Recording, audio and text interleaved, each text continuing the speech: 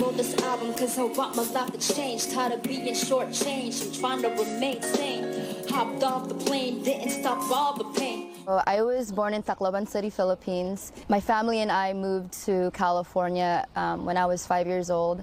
Music mimics life, and your lyrics are so moving and so telling of your story. My artistry is always going to be a reflection of my personal life. I think what gravitated, me towards hip hop was the poetry and the storytelling, but the lyrics and the voices always had something to say. Ibarra has a lot to say, using her lyrics to share her life growing up as an immigrant.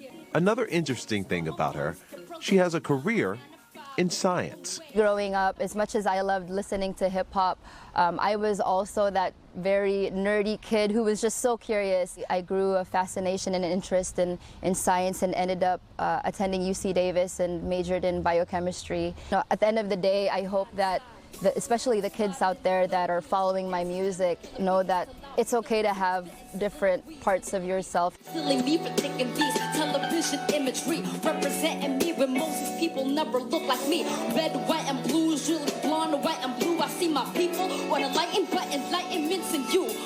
Beautifully worded how you said that. Red, white, and blues, usually blonde, white, and blue. These are the images that you would see in society in a depiction of beauty, but you're taking it back. It's important for us to not only reflect, but to interrogate a lot of the structures, that are in place in this country. I try to integrate that into my music to give people awareness. But you also talk about the unspoken topic, and I think many minority communities, and that's colorism within our own community, to be lighter.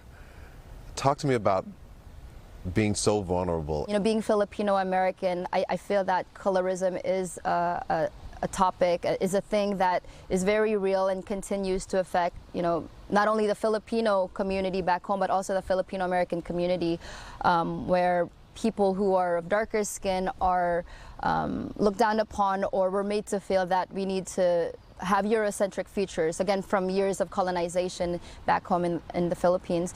And so, here in America. And here in America as well, that's right. Me and my younger sister, and we were always compared because she was more of a darker tone, and people would often question, why is she more darker than myself?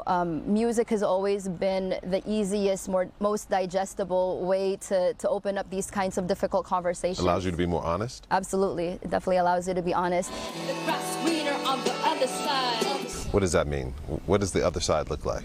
I know for a lot of immigrants, not just my family, when we think about America, we think about greener pastures, the American dream. I later come to realize as I get into my adulthood is that sometimes what we deem or think is greener or more beautiful, or the land of opportunities, it's not as easy, it's not as golden, it's not as beautiful as we think. But at the same time, I think the beautiful thing is we learn that through community, through building community, through working with other people, we realize that we are able to get through struggles. Said, Mama, we gon' make it there someday. Just being able to sit here today and talk to you and being able to be on this program and on this platform, I think is already such a big stride in me.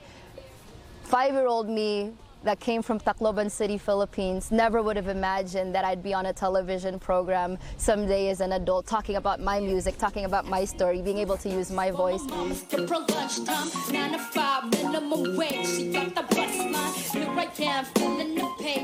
Wow. She sounds incredible. She's extremely smart, very inspiring for sure. We will be celebrating AAPI Heritage Month, not just on air, but online as well. To see more stories, just go to NBCBayArea.com/celebrating AAPI Heritage.